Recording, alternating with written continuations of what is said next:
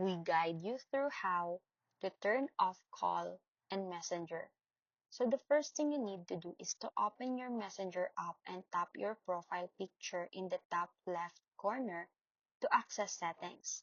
Then scroll down and look for notifications and sounds. Tap on it and from there, select manage notifications. Next, find the option for calls or incoming calls and toggle it off so you won't receive ringing alerts anymore. If you still want messages but no calls, this is the best way to customize it.